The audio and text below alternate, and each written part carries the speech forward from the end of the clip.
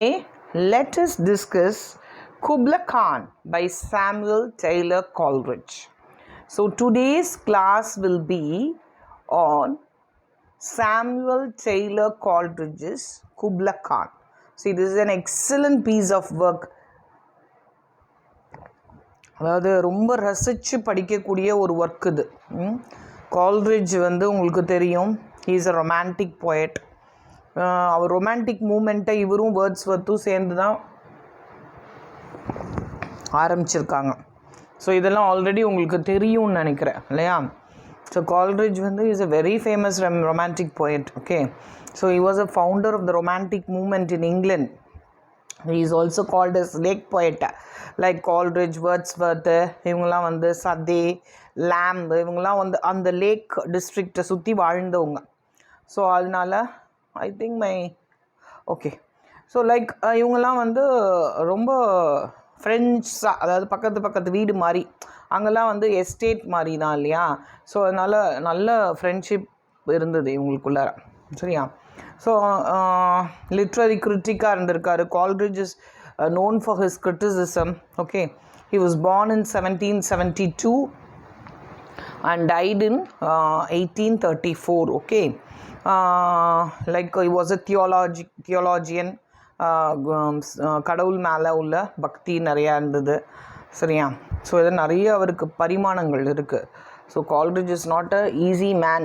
Okay, அடுத்தது பார்த்திங்கன்னா Charles லேம்போட நிறைய எஸ்ஸேஸ் இது பண்ணியிருக்காரு. சதே, ராபர்ட் சதேயோட நிறைய இது பண்ணியிருக்காரு. அடுத்தது சார்ல்ஸ் லாய்டோட இருக்கார். சரிங்களா? அடுத்து ரைம் ஆஃப் த ஏன்ஷியன்ட் மெரினரும் குப்லா கானும் தான் இவரோட மேஜர் poetic works. ரெண்டுமே classic poem, I would say. See, really I enjoyed reading both the poems. Rime of the Ancient Mariner, water everywhere but not a drop to drink. எங்கே பார்த்தாலும் தண்ணி இருக்குது. இப்போ சென்னையை நினச்சி பாருங்க, அழகாக இப்போ நமக்கு ஒரு சிம்பிள் இருக்குது. சென்னையில் தண்ணி கஷ்டம், அப்படி தலை விரிச்சு ஆடுது. இப்போ எங்கே பார்த்தாலும் தண்ணி இருக்குது, பட் ஒரு சொட்டை கூட நம்மளால் என்ன பண்ண முடியாது, குடிக்க முடியாது. ஸோ தான் ஃபேமஸ் லைன்ஸ் இந்த ரைம் ஆஃப் த ஏன்ஷியன்ட் மெரினரில் இதுதான் ஃபேமஸ் லைன்ஸு. சரியா? ஸோ அந்த போயமை வாசிக்கும் போது அந்த mariner how all he is suffering for the sin that he has done. இப்போது ப்ரெசன்ட் லைஃப்பில் நம்ம எல்லாருமே இதை அனுபவிக்கிறோம். சரி, நம்ம அடிக்கடி சொல்கிறோம் இல்லையா, நம்ம என்ன பாவம் பண்ணமோ இவ்வளோ கஷ்டப்படுறோம். ஸோ அது மாதிரி இந்த mariner will be suffering because of the guilt that he is experiencing by killing a bird. Okay, அதேமாதிரி குப்லா கான் வந்து பார்த்திங்கன்னா it is like a dream, like a fragment. என்னென்னா like Coleridge was a opium addict. So இவ்வளோ நல்லவர், but he has a very bad habit of being addicted to opium. So அந்த காலத்தில் இந்த கஞ்சான்னு சொல்கிறாங்கல்ல, அதை வந்து you take in huge doses. Okay, அதனால் எப்பயுமே இந்த கஞ்சா அடித்தா, இந்த போதைப் பொருட்கள்லாம் போட்டால் நம்மளோட மைண்ட் வந்து ஸ்டெடியாக இருக்காது. See, whatever we are thinking, இந்த பைப்போலார் டிஸார்டர்னு சொல்கிறாங்கல்ல, மாடர்ன் இதில் we have so much to say about this things, but he was addicted to that. So அதனால் எப்பயுமே அவர் வந்து ஒரு ட்ரீம் ஸ்டேட்லேயே இருக்கார் எப்பயுமே. சரிங்களா? அடுத்தது இவரோட மேஜர் ப்ரோஸ் ஒர்க் பார்த்திங்கன்னா பயோகிராஃபியா லிட்ரரியா. அப்புறம் பார்த்திங்கன்னா வில்லியம் ஷேக்ஸ்பியரை பற்றி அவர் எழுதின கிரிட்டிசிசம்லாம் வெரி த்ரில்லிங் கிரிட்டிசிசம்ஸ், லைக் ரொம்ப நியாயமாக இருக்கும். சரியா? அது நிறைய ஃப்ரேசஸை வந்து அவர் காயின் பண்ணியிருக்கார். லைக் வில்லிங் சஸ்பென்ஷன் ஆஃப் டிஸ்பிலீஃப்னு ஒரு வேர்டு. அப்புறம் எமர்சன் இருக்கார்ல, நமக்கு எமர்சனோட ஒரு ஒர்க் கூட இருக்குது. I think it is American scholar, yeah, Ralph Waldo Emerson. அவர் எழுதின ஒரு அமெரிக்கன் இது இருக்குது. அவர் வந்து ஹீ இஸ் அ டிரான்சென்டென்டலிஸ்ட். டிரான்சென்டென்டலிஸ்ட்னா இந்த உலகமே வேணாம் அப்படின்னு சொல்லிட்டு வேறு உலகத்துக்கு டிரான்சென்ட் பண்ணுறது, அப்படியே கடந்து போகிறது, ரொம்ப இயல்பாக கடந்து போகிறது. சரிங்களா?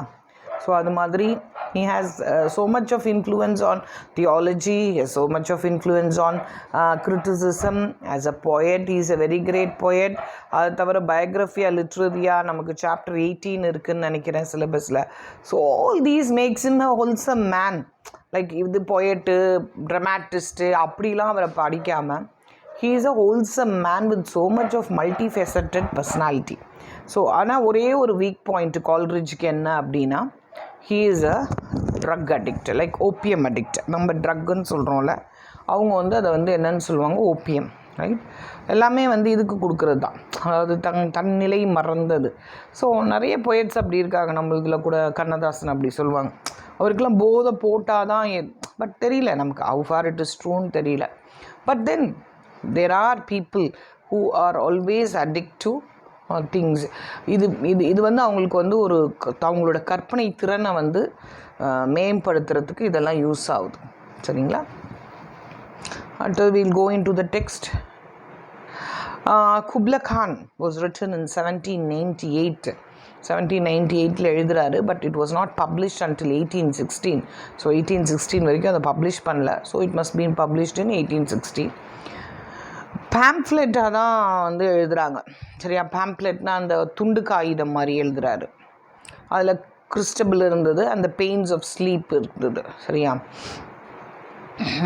So in one of those 3 poems which have made Coleridge one of the greater poets of England. So இங்கிலாண்டில் வந்து இவர் கிரேட் poet ஆனதுக்கு காரணமே இந்த பேம்ப்ளெட் தான். The other 2 being the Rime of the Ancient Mariner and the Christabel. சரியா? இந்த 3 போயமும் ஒன்றா அந்த பேம்ப்ளெட் ஃபார்மில் 1816 வெளியிடுறாங்க. புக் ஃபார்ம்லாம் இல்லை, ஒரு துண்டு காகிதம் தான், அவ்வளோதான்.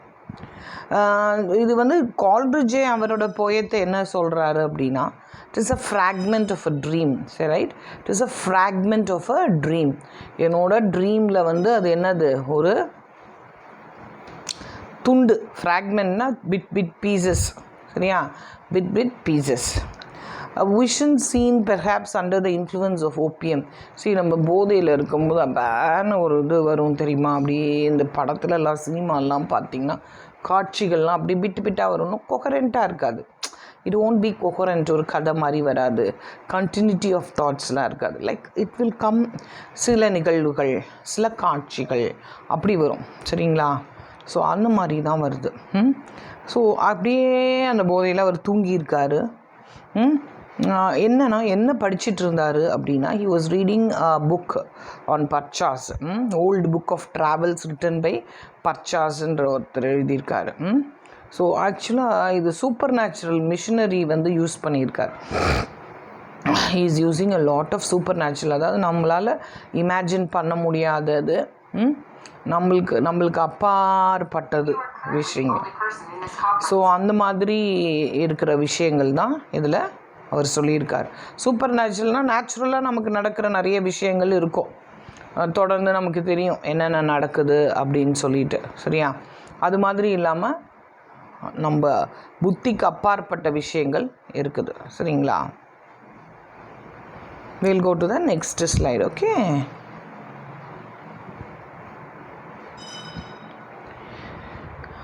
Here Coleridge has beautifully described and imagined skillfully என்ன பண்ணியிருக்காருன்னா, the plays that he had read in the Purchas book. அந்த புக்கை வந்து சோர்ஸ் ஆஃப் த பிளே வந்து புர்ச்சாஸோடது. சரிங்களா? அந்த பேலஸ், அங்கே இருக்க பேலஸை பற்றி அவர் படிக்கிறாரு. அப்புறம் வந்து ஆக்சுவலாக வந்து அந்த பேலஸில் என்னென்னலாம் செல்வ செழிப்புகள், அதாவது தாம்பீகங்கள், அதெல்லாம் நம்மளால் இமேஜினே பண்ண முடியாது, அந்த மாதிரி இருக்குது. சரியா? So it is about the kingdom of Kubla Khan. Kubla கான்றது ஒரு மங்கோலியன் வாரியர். சரிங்களா? குப்லா கான்ற ஒரு மங்கோலியன் வாரியர். அவரோட பிளேஸ் பேர் வந்து ஜனாடு.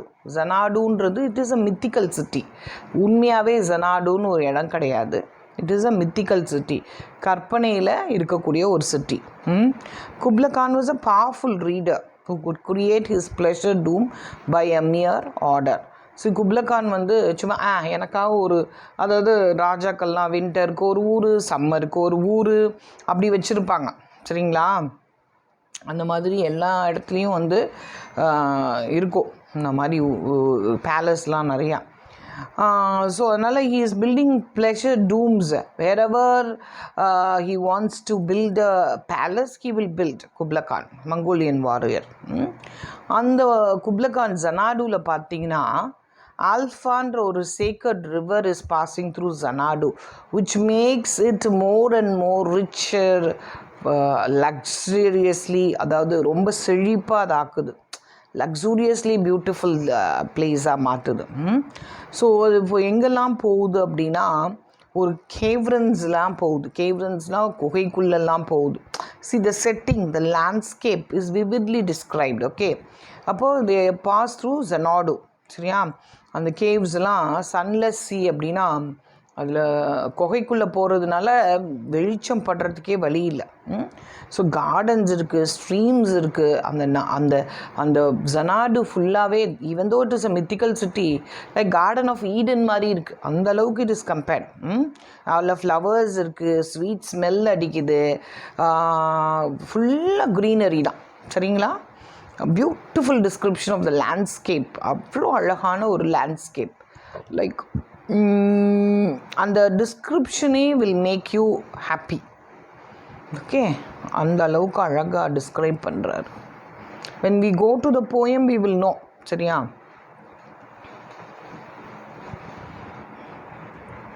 see the charm was such a wonderful thing. green hill இருக்குது, எல்லா பக்கமும் cedar trees are growing on. cedarன்றது ரொம்ப டால் ட்ரீ. சரியா? அதனால் they are going on both சைட்ஸு. அந்த இடத்த வந்து யார் விசிட் பண்ணுவாங்கன்னு பார்த்தீங்கன்னா ஃபேரிஸ் அண்ட் டெமன்ஸ் விசிட் பண்ணுறாங்க. ஃபேரிஸ் அண்ட் டெமன்ஸ், சரி, தேவதைகளும் அரக்கர்களும் விசிட். ஸோ அதனால தான் சூப்பர் நேச்சுரல் எலிமெண்ட்டுன்னு சொல்கிறோம். சரியா? ஆக்சுவலாக தேவர்கள் இருக்காங்களா என்னன்னு தெரியாது நமக்கு, டெமன்ஸ் அரக்கர்கள் இருக்காங்களா என்னன்னு நமக்கு தெரியாது. ஸோ ஸோ அடுத்தது பார்த்திங்கன்னா Coleridge gives us a medieval tale of love and romance. medieval அதாவது அந்த காலத்தில் நடக்கக்கூடிய லவ் அண்ட் ரொமான்ஸ், அதாவது ஒரு லேடிக்குரிய லவ்வை பற்றி டிஸ்கிரைப் பண்ணுறாரு. Even ode on a Grecian ஏர்னில் கூட கீட்ஸ் அதான் பண்ணியிருக்காரு. He describes about the love of a lady. medieval love தான் டிஸ்கிரைப் பண்ணுறாரு. The same way here also this man is describing it. Okay, when the moon declined in the night it was visited by a woman. So moon வந்து night வரியில் வரும்பொழுது ஒரு women visit பண்ணுறார். She was sad for her lover. So அவள் lover வந்து அவளை விட்டுட்டு போகிறதுனால she has been very sad. So அந்த ஃபவுண்டன் வந்து அப்படியே வேகமாக உழுவுது, ரொம்ப பவர்ஃபுல் ஃபவுண்டன் வந்து உழுவுது. அந்த சவுண்ட் வந்து இட் இஸ் வயலண்ட்டுன்னு சொல்கிறாங்க. She is sad. இல்லை, அந்த சினிமாலாம் பார்க்கும்போது அந்த background music also plays a very vital role. Okay, he threw up stones. they were falling down in every direction. So ஒரு அநேகமாக ஒரு மவுண்டன்லேருந்து தான் ஃபவுண்டன் வரும் இல்லையா, மலை மேலேருந்து. ஸோ அதனால் வந்து அது கல்லெல்லாம் உருட்டி கொண்டு வந்து எல்லா பக்கமும் நாலா பக்கமும் கல் அப்படியே செதறி அடிக்குது. It through up stones. Okay, they were falling down in every direction. எல்லா டைரக்ஷன்லையும் கல் உழுவுது. The sacred river Alpha ran through the woods and dales. So அந்த ஜனாடு ஃபுல்லாக ஆல்ஃபான்ற river, sacred river. It is a very very sacred river. So இது எங்கெல்லாம் போகுது அந்த river அப்படின்னா unfathomable caverns, deep caverns. Caves are very very deep, சும்மா சாதாரணமாக கிடையாது. And sank noisily into the lifeless ocean with the tumult. அங்கேருந்து ரிவராக ஓடி போய் கடைசியில் என்ன பண்ணுது, ஒரு ஓஷனில் ஐக்கியமாகுது. சரியா? In that tumult Kubla Khan heard the voice of his ancestors. So இவ்வளோ சத்தத்துலேயும் அவரோட காதில் ஒரு அசிரீரி ஒலிக்குது. அவரோட முன்னோர்கள், ஆன்சஸ்டர்ஸ்னால் முன்னோர்கள் கேட்குது. they warned him of approaching war and danger. So வந்து சண்டை வரப்போகுது அப்படின்னு வார்ன் பண்ணுறாங்க. ஸோ இதெல்லாம் வந்து சூப்பர் நேச்சுரல் மிஷினரி. இப்பயும் சொல்கிறாங்க இல்லையா, மழை வருது அப்படின்னு ப்ரெடிக்ட் பண்ணுறாங்க. அதே மாதிரி மழை சோன்னு பெய்யுது. இப்போ சென்னையிலலாம் பயங்கரமான மழை பெய்யுது. சரியா? So it is just warning them, இந்த தாழ்வான இடத்துல இருக்கவங்களாம் போங்க. அது மாதிரி மங்கோலியன் வாரியர் அவர் யார், Kubla Khan. So the ancestors தான் சூப்பர் நேச்சுரல் மிஷினரி. இப்போ நம்ம பார்க்குறது மலைக்குரிய வார்னிங்லாம் ரெகுலர் ஒர்க், சரியா, மனிதர்கள் சொல்லி கொடுக்கக்கூடிய warning. But here ancestors also, மூதாதையர்கள், there strange noise is being heard by Kubla Khan. So இதெல்லாம் ஓபிஎம்மோட, அது என்ன சொல்கிறது, ஓபிஎம்மோட இம்பேக்டில் வந்து he is talking like this, he is dreaming like this. It is only a fragment of his dream. சரிங்களா? ஓகே.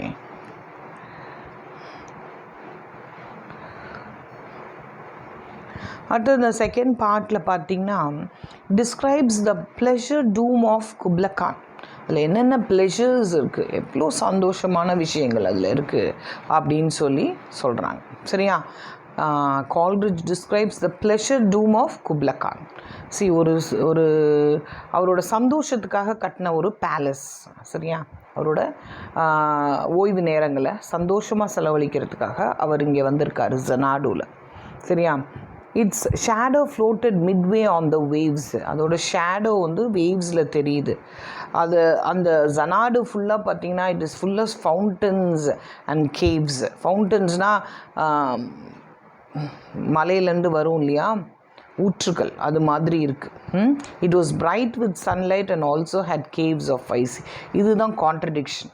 நம்ம நினச்சோம் ஜனாடு வந்து ஒரு rich area, it will be கூல்னு நினைக்கிறோம். No, it was not cool. There was sunlight in it, but the caves were ice. So அந்த அளவுக்கு கான்ட்ராஸ்ட் வெதர். சன்னி ஏரியாவில் ஐஸ் இருக்குமா? இப்போ கேந்திரநாத்லலாம் பார்த்திங்கன்னா ஐஸ் கேவ்ஸ் இருக்குது, ஆனால் அங்கே குளிர் இருக்குது, அதனால அது ஐஸாகவே மெயின்டைன் ஆகுது. பட் ஜனாடுவில் குப்லா கான் கட்டின பேலஸ் மட்டும், even though the weather was sunny, the caves were of ice. சரியா? ஸோ அதனால தான் இது வந்து என்னது டிஃப்ரெண்ட்டான ஒன்று அப்படின்னு சொல்லணும். த poet tells about his vision.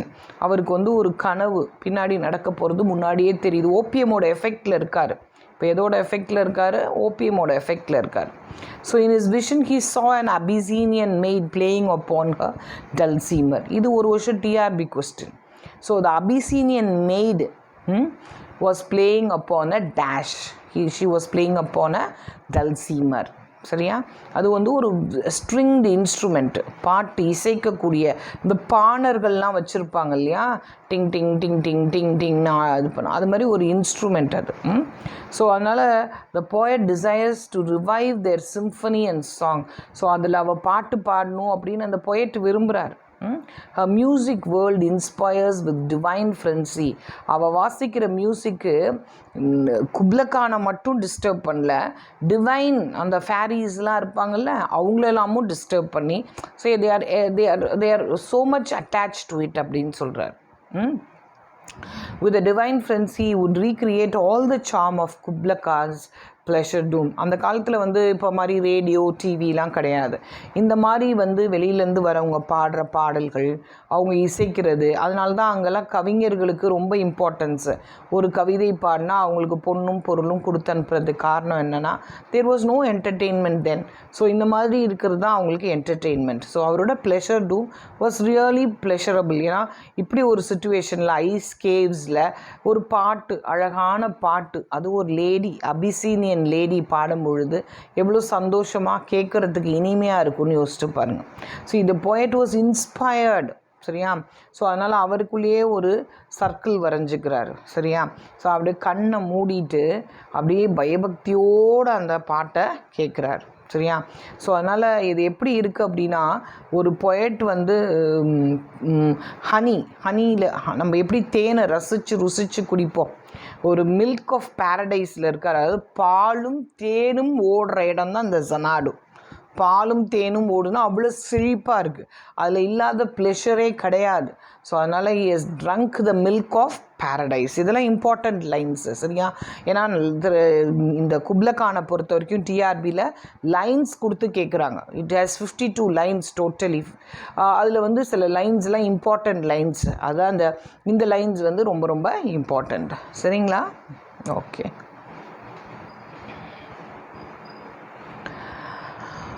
அடுத்தது பார்த்திங்கன்னா the strength of Coleridge. இந்த போயத்தோட ஸ்ட்ரென்த் என்னென்னா it is his ability to dream. So எப்பயுமே நம்மளால் கற்பனை செஞ்சு பார்க்க முடியாததை யார் செஞ்சு பார்ப்பா?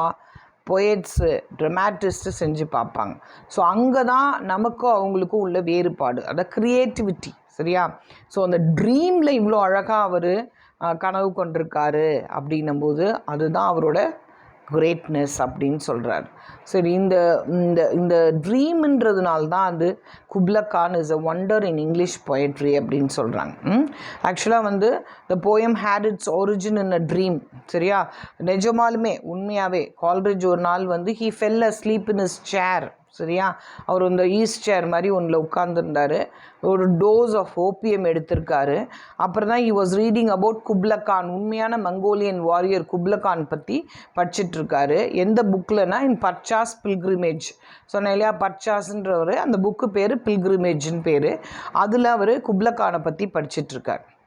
ஸோ குப்லா கானை படிச்சுட்டே இருக்கும்போது அவருடைய பாதி மயக்கத்தில் தூங்கிட்டு in state of trance, state of trance, தூக்கமும் இல்லை முழிப்பும் இல்லை, ஒரு மாதிரி ரெண்டும் கட்டான் ஸ்டேஜில் இருக்கார். அப்போ தான் இவர் என்ன பண்ணுறாரு, இந்த போயமை கம்போஸ் பண்ணுறாரு. சரியா? இந்த போயமை அதாவது ஒரு 100 லைன்ஸாக எழுதணும்னு நினைக்கிறாரு. பட் 52 லைன்ஸோட என்ன பண்ணிடுறாரு, எந்திரிச்சிடுறாரு.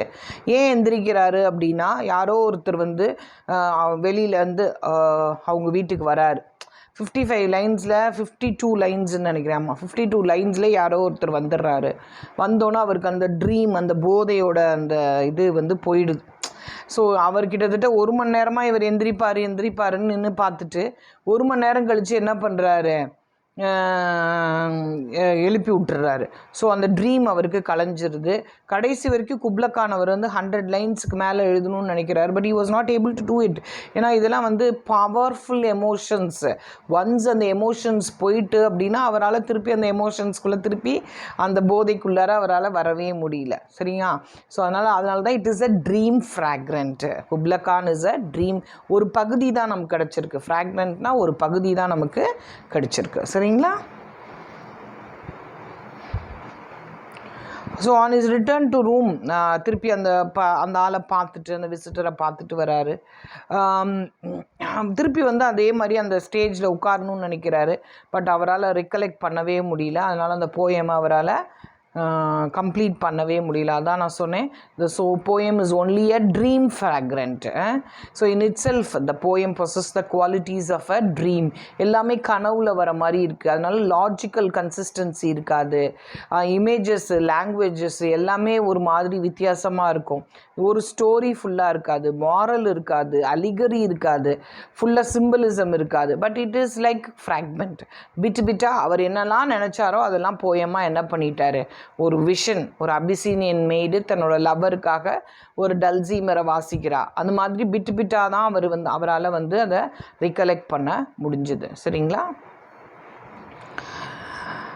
Pure romance. சரியா? Kubla Khan is a poem of pure romance. All the romantic association are concentrated in this short poem. It contains many sensuous phrases and pictures like bright gardens, incense bearing trees laden with blossoms. இதெல்லாம் வந்து romantic ஸ்பிரிட்டை, அதாவது வாசனை திரவியங்கள், சந்தோஷமாக இருக்கக்கூடிய நேரங்கள், Sunny spots, greenery, இதெல்லாம் வந்து description of the romantic maid in a very romantic character. ஒரு லேடியை வந்து டிஸ்கிரைப் பண்ணும்போது ரொம்ப ரொமான்டிக்காக டிஸ்கிரைப் பண்ணுறாரு. சரியா? So all these make it a romantic poem. சரியா? டேம்சல்னால் ஒரு லேடி வித் டல்சீமன்றது ஒரு string instrument. In a vision once I saw it was an Abyssinian maid. எந்த ஊர்? அபிசீனியாலேருந்து வந்திருக்கா. And on her dulcimer she played singing of Mount Agora.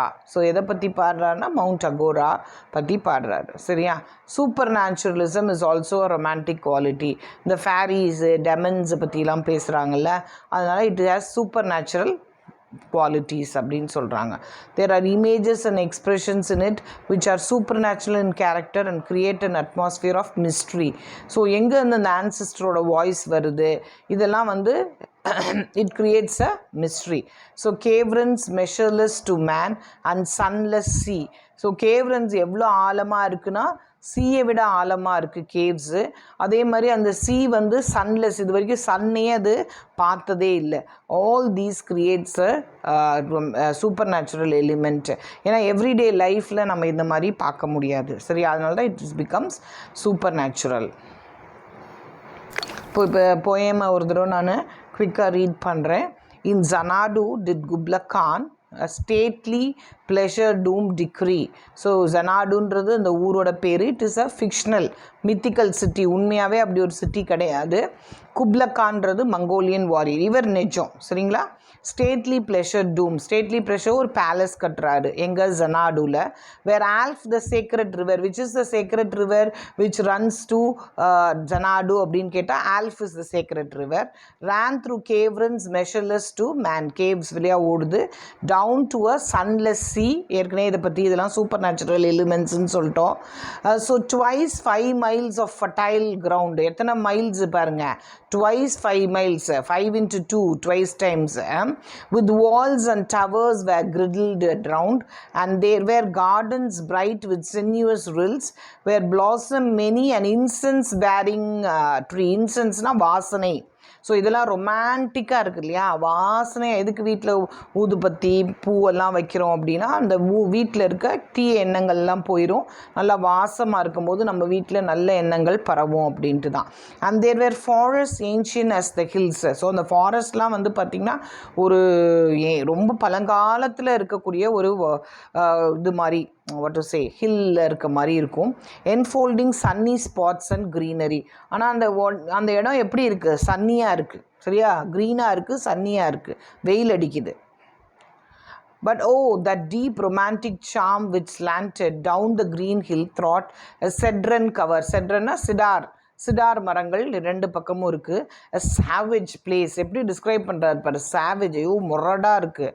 as holy and enchanted. அந்த இடத்துல ஒரு ஹோலினஸ் இருக்கும், அதே சமயத்தில் என்சாண்டட்னா ஒரு ஸ்பெல்லில் இருக்க மாதிரி. ஸ்பெல்னா ஒரு தேவதைகள்லாம் ஒரு இது கேஸ்ட் பண்ணுவாங்கள்ல, ஸ்பெல், அந்த மாதிரி ஒரு இதில் இருக்குது.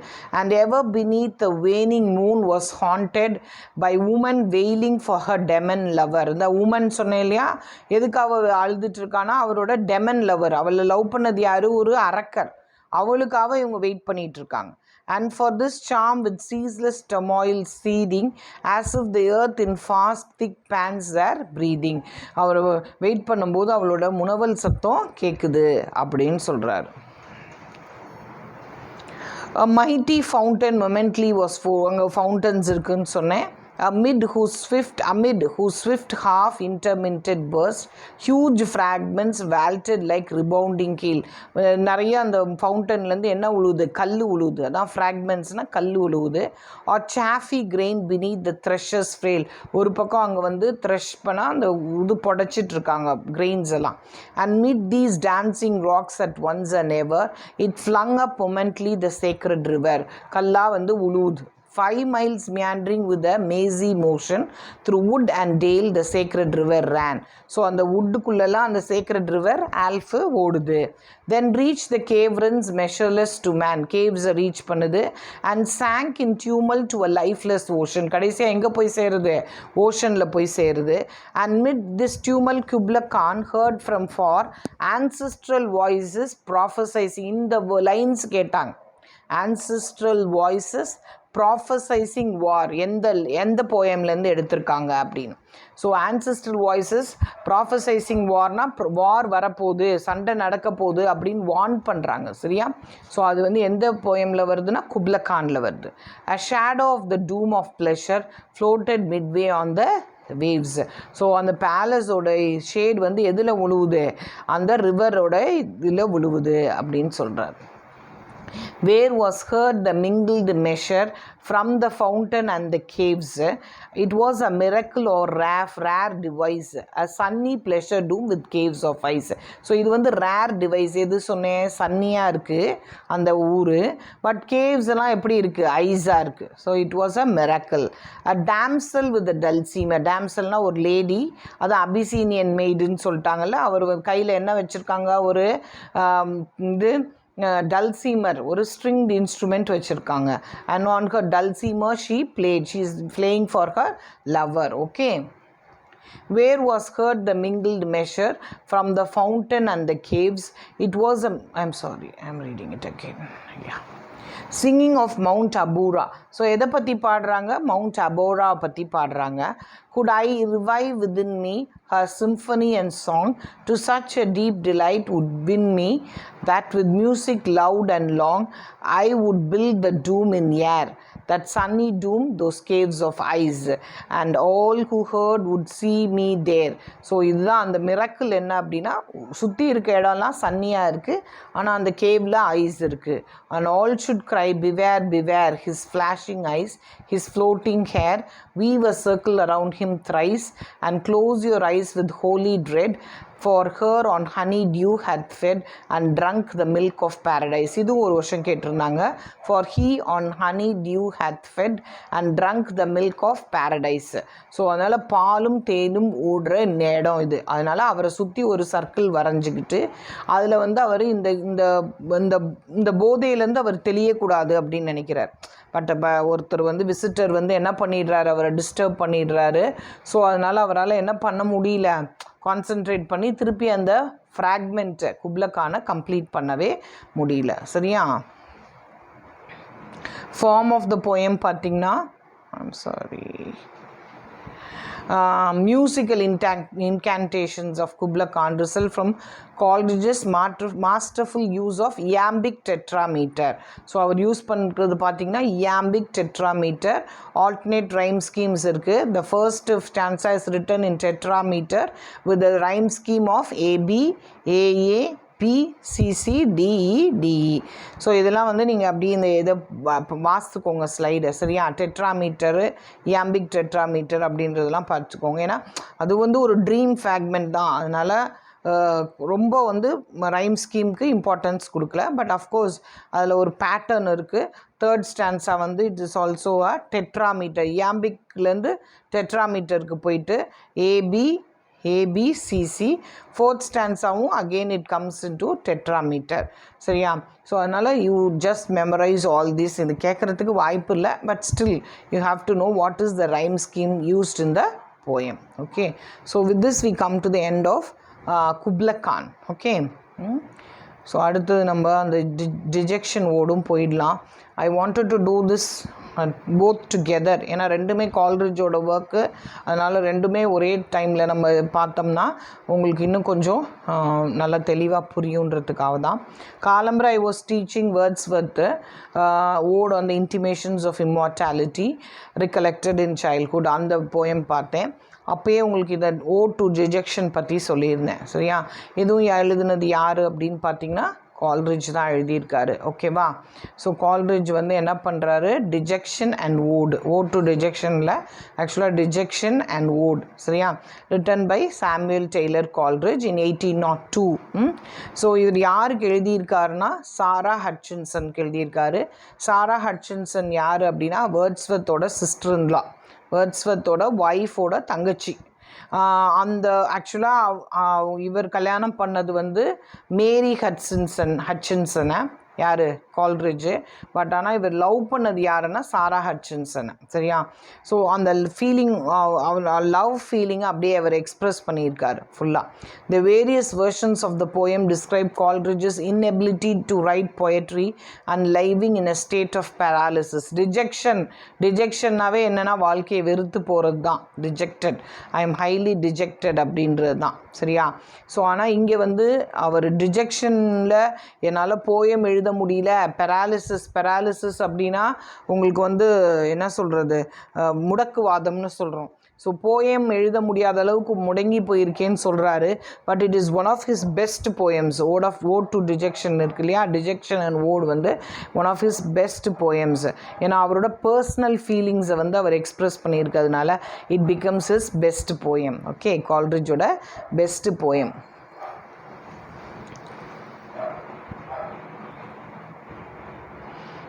இதில் பார்த்தீங்கன்னா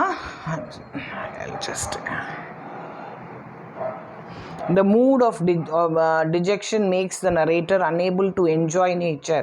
ஸோ நேச்சரை வந்து அவரால் என்ஜாய் பண்ண முடியாத காரணம் அவர் வந்து it is in a dejected mood. ஏற்கனவே நான் சொல்லியிருந்தேன், வேர்ட்ஸ்வர்த் வந்து அவரோட இன்டிமேஷன்ஸ் ஆஃப் இம்மார்டாலிட்டி 4 பேராகிராஃப்ஸை எழுதிட்டு என்ன பண்ணுறாரு, இவருக்கு அனுப்புகிறாரு, கால்ரிட்ஜுக்கு அனுப்புகிறாரு நல்லா இருக்கான்னு. ஆனால் அவர் அதுக்கு பதிலுக்கு நானே நொந்து போய் வெந்து போய் இருக்கேன்ப்பா. You must remember that Coleridge was always under the effect of opium. So அதனால் அவரோட மூட் ஸ்விங்ஸ் வந்து ரொம்ப இருக்கும். ஒரு நேரம் இருக்க மாதிரி அவர் ஒரு நேரம் இருக்க மாட்டார். அவருக்கு போதை போட்டால் வேறு மாதிரி ரியாக்ட் பண்ணுவார். சரியா? ஸோ இது வந்து இந்த இது ஸ்டெடியாக உங்களுக்கு இதுலேருந்து ரொம்ப கொஸ்டின்ஸ் கேட்குறது இல்லை.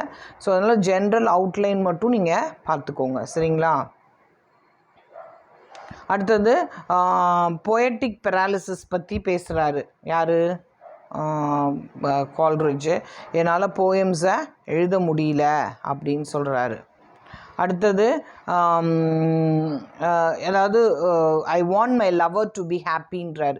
Even though the weather is very stormy, I want my lady, அதாவது Sara Hutchinson, to live in joy for ever அப்படின்னு சொல்கிறாரு. பின்னாடி எக்ஸ்பிளைன் பண்ணியிருக்கேன், கவலைப்படாதீங்க. சரியா? So it was written in April 1804 is Samuel Taylor Coleridge. அதாவது க்ரியேட்டிவ் இமேஜினேஷன் அவருக்கு போயிட்டு அப்படின்றது ரொம்ப வருத்தப்படுறார். யார்? கால்ரிட்ஜ். தன்னோட இமேஜினேஷன் கம்ப்ளீட்டாக போயிட்டு அப்படின்றார். It is deeply personal and autobiographical poem. சரியா? ஸோ அவரோட இப்போ இருக்க மென்டல் ஸ்டேட் ஆஃப் மைண்டை தான் அது காமிக்குது அப்படின்னு சொல்கிறாரு. It is a heart rending poem. நான் சொன்னேன் இல்லையா, அவர் இல்லை என்னோட பொயட்டிக் ஃபேக்கல்ட்டிஸ்லாம் போயிடுச்சுன்னு சொல்கிறாரு. பட் ஆக்சுவலாக it is a very hard rending poem. சரியா? அவரோட டபுள் கான்ஷியஸ்னஸ் என்ன அப்படின்னா, his sense perceptions are vivid and in part agreeable, his inner state is faint. அவங்க சென்சஸ்லாம் நல்லா தான் இயங்குது, பட் இருந்தாலும் அவர் என்ன நினைக்கிறாரு, ஃபெயிண்டாக பிளர்டாக இருக்குதோ அப்படின்னு அவருக்குள்ள ஒரு அன்ஹாப்பினஸ் இருக்குது. சரியா? அவர் என்ன நினைக்கிறாரு, முன்னாடி இருந்த மாதிரி அவரால் தன்னால் ஃபீல் பண்ண முடியலன்னு நினைக்கிறார். அந்த அவர் ஃபீல் பண்ணணுன்னா ஓபிஎம்க்கு அடிக்ட் ஆக வேண்டியதாக இருக்குது, இல்லைனா ஹீ பிகம்ஸ் பேரலைஸ்ட் அப்படின்னு சொல்கிறாரு. ஸோ அவரோட பிரெயினை வந்து யாராவது இன்டியூஸ் பண்ண வேண்டியதாக இருக்குது அப்படின்னு நினைக்கிறாரு. ஸோ அந்தளவுக்கு முன்னாடி அவர் பிறவி பொயட். கால்ரிட்ஜ் வந்து by birth he is a poet. இப்போ அவரால் அந்தளவுக்கு க்ரியேட்டிவாக இருக்க முடியல அப்படின்னு வருத்தப்படுறாரு. சரியா? So so many things are depend on that. Bodily his health is very deteriorating. அப்புறம் தனிமைப்படுத்திக்கிறார் இந்த ஓபிஎம் சாப்பிட்றதுனால. He becomes aloof, he becomes very mournful. அவரோட லவ்வரை நினைக்கிறாரு, ஹீ சஃபர்ஸு. அந்த ஏதோ ஒரு பெயின் இருக்குது, அந்த பெயின் வந்து டல் பண்ணுறதுக்காக தான் அந்த ஓபிஎம் சாப்பிட்றாரு. ஹி பிகம் லெத்தார்ஜிக், அதனால ரொம்ப லெத்தார்ஜி ஆகிடுறாரு, எந்த வேலையும் அவரால் சுறுசுறுப்பாக இருக்க முடியல. So something he is lacking. So நம்ம உடம்புல எங்கேனா ஒரு இடத்துல வலி வந்துருச்சுன்னா அதை நம்மளால் தாங்கிக்கவே முடியாது இல்லையா? ஸோ அதனால் ஒரு பிதற்றல் மாதிரி பண்ணுறாரு. சரிங்களா? அந்த poet's heart is numbed by pain. சாராவோட தன்னால் சேர முடியலன்றது அவரோட ஹார்ட், மை ஹார்ட் ஏக்ஸுன்ற மாதிரி அவரோட ஹார்ட்டை வந்து பெயின்ஃபுல்லாக ஆக்குது. ஸோ அதனால் he becomes very very paralyzed. சரியா?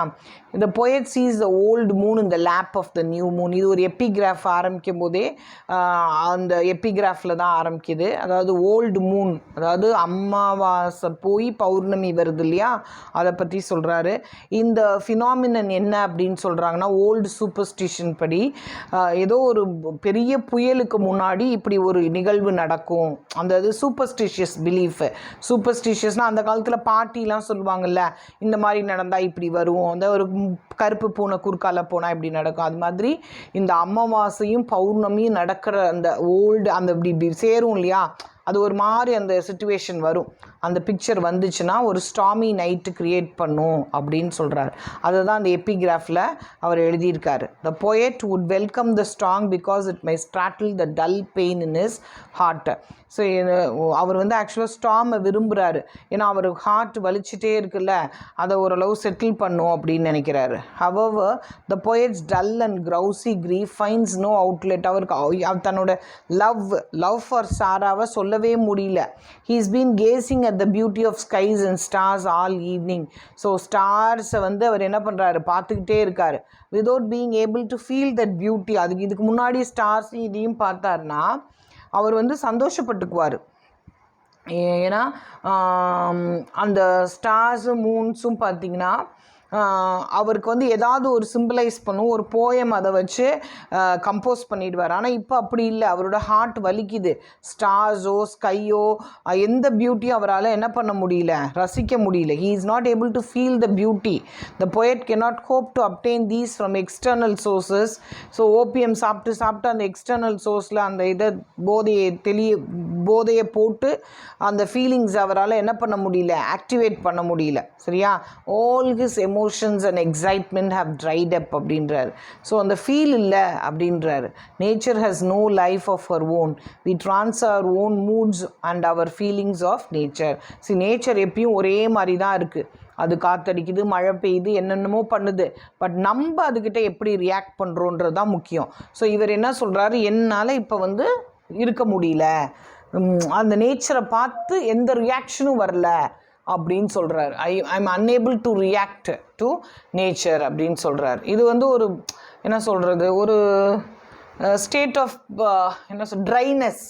அதான் external sights are illuminated by the light which can flow from the joy in our hearts, and external sounds can acquire a melody only from the joy that must flow from our hearts. இப்போ எப்போல்லாம் நம்ம பாட்டெல்லாம் ரசிப்போம் சொல்லுங்கள், எக்ஸ்டர்னலாக எவ்வளோ பாட்டெல்லாம் நடக்கும், கேட்கும். அது எப்போ ரசிப்போம், மனசு அமைதியாக இருந்தால் தான் அந்த பாட்டை கூட கேட்க முடியும் இல்லையா? ஸோ நம்ம வெளியிலேருந்து நமக்கு எவ்வளோ தான் தூண்டுதல் கொடுத்தாலும் மனசுக்குள்ளேருந்து நம்ம எப்படி இருக்கோமோ அப்படி தான் வந்து நம்ம என்ன பண்ண முடியும், அந்த விஷயங்களை கிரகிச்சிக்க முடியும். இந்த போயட்டுக்கு மனசுலேயே அந்த நிம்மதி இல்லாதனால அவரால் எதுவுமே என்ன பண்ண முடியல, இன்வால்வ் ஆக முடியல அப்படின்னு சொல்கிறார். The poet recalls the time when he also used to experience this joy. ஒரு காலத்தில் இந்த விஷயங்கள்லாம் அவருக்கு சந்தோஷத்தை கொடுத்துச்சு. ஆனால் இப்போது அதே விஷயங்கள் நேச்சர் வந்து அவருக்கு என்ன பண்ணல, சந்தோஷத்தை கொடுக்கல. ஏன்னா he is unable to feel, என்ன சொல்கிறது, விரக்தியின் உச்சத்தில் இருக்கார். But now he has been crushed by the misfortunes of life. அவருக்கு ஹெல்த் ப்ராப்ளம்ஸ் நிறைய வந்துடுது. அதனால் வந்து நிறைய வாழ்க்கையில் மிஸ்ஃபார்ச்சூன்ஸ் நடந்துருது. his joy has gone and the power of his creative imagination has greatly declined. ரொம்ப கஷ்டம், அடி மேலே அடி வாங்குறதுனால ப்ரைவேட் லைஃப்பில் அவரால் க்ரியேட்டிவிட்டியை இன்டியூஸ் பண்ணவே முடியல. ஸோ இமேஜின் பண்ண முடியல, க்ரியேட்டிவாக இருக்க முடியல. இதெல்லாமும் இன்னும் அவருக்கு வந்து மனசில் என்ன ஆகுது, ரொம்ப ஒரு டல்னஸை டிப்ரெஷன் மாதிரி இருக்கு அவருக்கு. சரியா? he has been twisted and infected by philosophy and metaphysics. Dismissing the depressing thoughts, he turns his attention to the various shrieking, groaning, fearful sounds.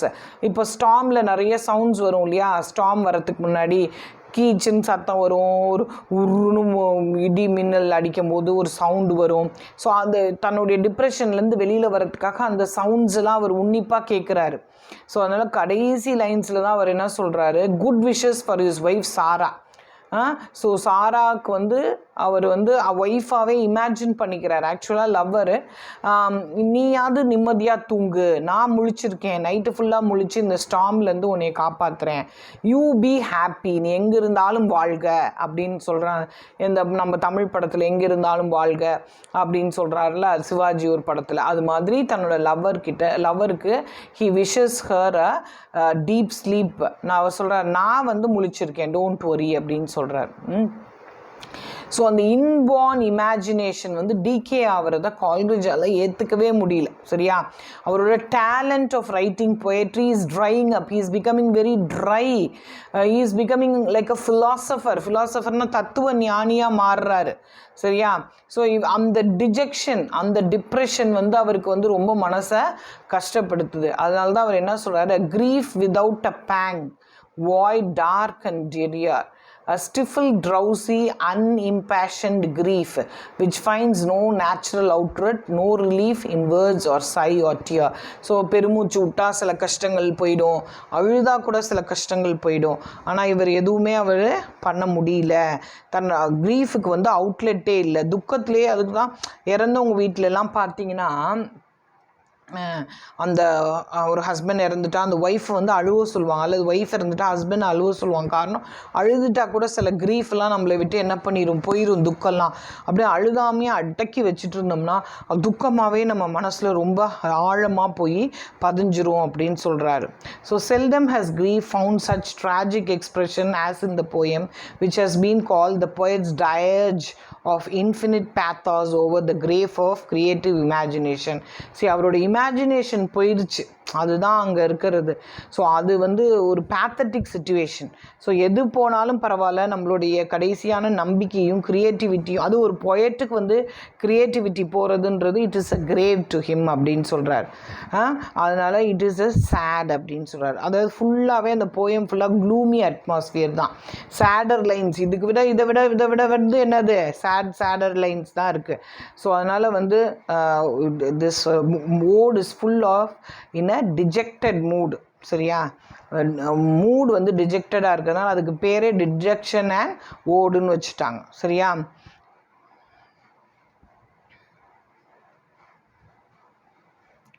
சரி. இதில் ரிமார்க்கபிள் திங் அபவுட் டிஜெக்ஷன் ஓடு என்னென்னா, அவரோட ஓன் ப்ரீவியஸ் வியூ ஆஃப் நேச்சரே இவர் challenge பண்ணுறார்.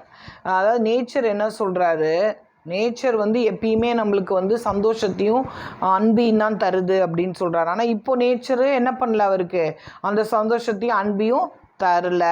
In the Aeolian harp and frost at midnight, Coleridge had expressed his belief in pantheism.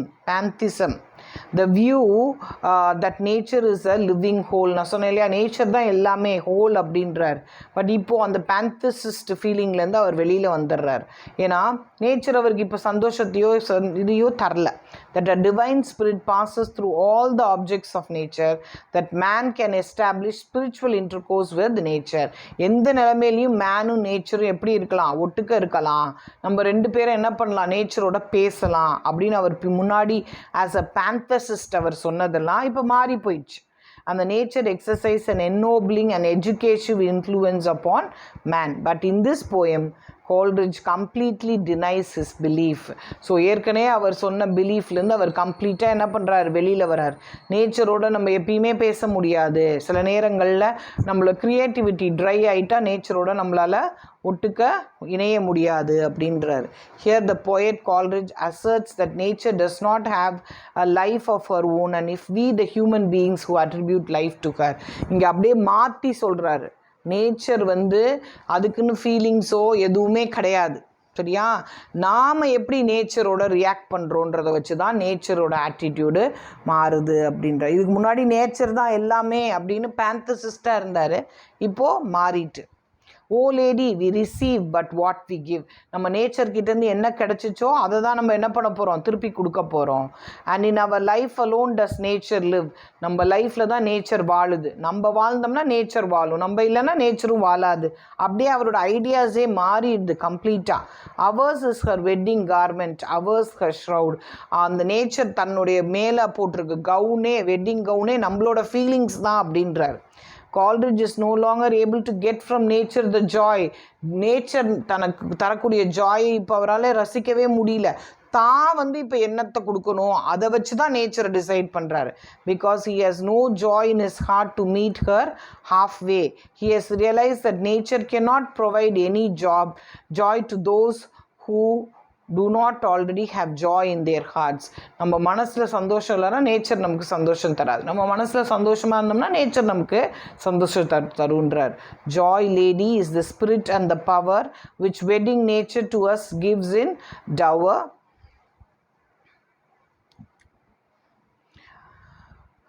அப்போ ஃபுல்லாக imagery நிறைய யூஸ் பண்ணுறாரு. பவர்ஃபுல் இமேஜரி என்ன அப்படின்னா வின்டர் பிரைட்டு பற்றி பேசுகிறாரு.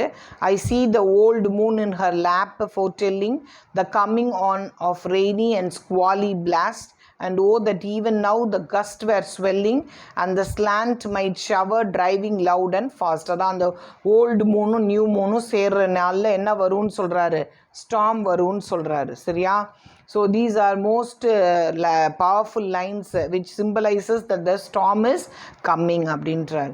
What tellest thou now about? It's of the rushing of an host in robot With groans trampled men with smarting wounds. At once they groan with pain and shudder with the cold. But hush, there is a pause of deepest silence, and all that noise of a rushing crowd with groans and tremendous shrudding, all is over. It tells another tale with sounds less deep and loud. So இது வந்து இந்த ஸ்டாமை பற்றி சொல்கிறார். ஸ்டாமில் என்னென்ன noise எல்லாம் கேட்கும் அப்படின்றத பற்றி சொல்கிறார். சரியா? A tale of less affright and tempered with delight. அது ஒரு கதை சொல்லும், அந்த ஸ்டாம் ஒரு கதை சொல்லும். But it is not of delightful, ஏன்னா அவர் ட்ரை ஆயிட்டார். As Otway's self heart framed the tender lay, it's of a little child upon a lonesome while, nor far from home, but she had lost her way. ஒரு சின்ன குழந்தை எப்படி தன்னுடைய வழியை, தன்னுடைய வீட்டோட வழியை தொலைச்சிட்டு தேடுதோ அது மாதிரி இந்த ஸ்டாம் வந்து அழுவுது. And now moans low in bitter grief and fear.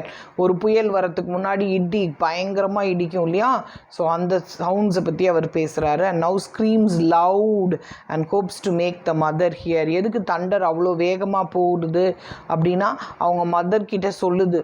அந்த சின்ன பொண்ணு மாதிரி உருவகப்படுத்துகிறாரு, பர்சானிஃபை பண்ணுறாரு.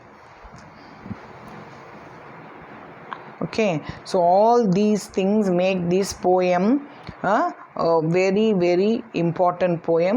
அவங்க கடைசியாக என்ன சொல்லி முடிக்கிறாருன்னா, லெட் த லேடி ஸ்லீப் அப்படின்னு சொல்கிறாரு. சாரா அவரோட லவ்வர் வந்து தூங்கணும் அப்படின்னு சொல்கிறாரு. இதுதான் அவரோட இது தன்னுடைய பொயட்ரிக் எபிலிட்டி வந்து ட்ரை ஆயிடுச்சுன்னு சொல்கிறாரு.